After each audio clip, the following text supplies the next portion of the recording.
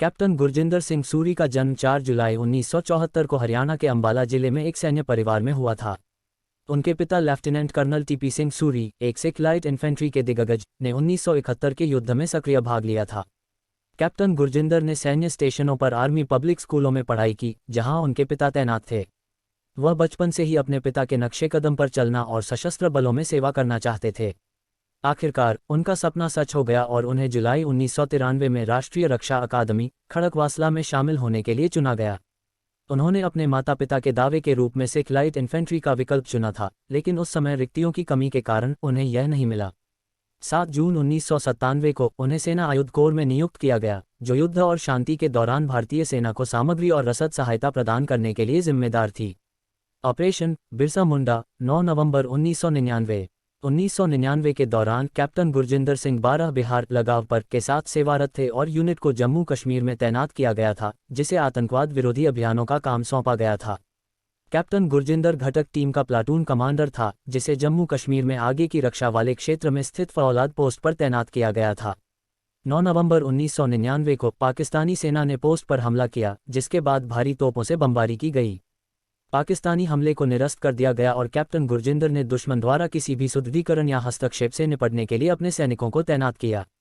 लेकिन दुश्मन द्वारा लगातार शत्रुतापूर्ण कार्रवाइयों को समाप्त करने के लिए भारतीय सेना ने एक अच्छी तरह से समन्वित ऑपरेशन शुरू करने का फैसला किया। ऑपरेशन को ऑपरेशन बिरसा मुंडा कहा जाता था। एक भारतीय आदिवासी स्वतंत्रता सेनानी और लोकनायक, जो मुंडा जनजाति से संबंधित थे और उन्होंने 19वीं शताब्दी के अंत में ब्रिटिश राज के दौरान एक आदिवासी धार्मिक आंदोलन का नेतृत्व किया था।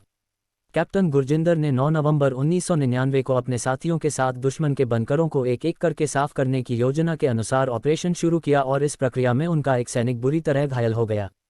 कैप्टन गुरजिंदर ने आगे बढ़कर अपनी AK-47 राइफल से दुश्मन के 2 सैनिकों को मार गिराया और दुश्मन की मशीनगन को खामोश कर दिया। हालांकि इस प्रक्रिया के दौरान कैप्टन गुरजिंदर की बाह में गोलियां लगीं। अपनी चोट की परवाह किए बिना उन्होंने अपने सैनिकों का नेतृत्व करना जारी रखा और एक बंकर में 2 हथगोले फेंके। फिर वह गोलियों की बौछार करते हुए बंकर में घुस गया और दुश्मन के एक और सैनिक को मार गिराया। इस बिंदु पर वह दुश्मन के रॉकेट चालित ग्रेनेड की चपेट में आ गया और गंभीर रूप से घायल हो गया। अपनी चोट के बावजूद उन्होंने वहां से जाने से मना कर दिया और अंतिम सांस तक अपने आदमियों को समझाते रहे। असाधारण साहस और सैन्य नेतृत्व का प्रदर्शन करते हुए कैप्टन गुरजिंदर सूरी 25 साल की उम्र में राष्ट्र की सेवा में शहीद हो गए।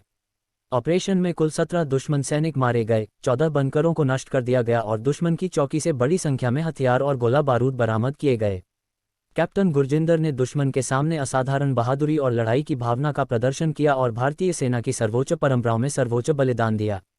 उन्हें महावीर चक्र से सम्मानित किया गया और प्रतिष्ठित पुरस्कार प्राप्त करने वाले सेना आयुध कोर के पहले अधिकारी होने का गौरव प्राप्त किया।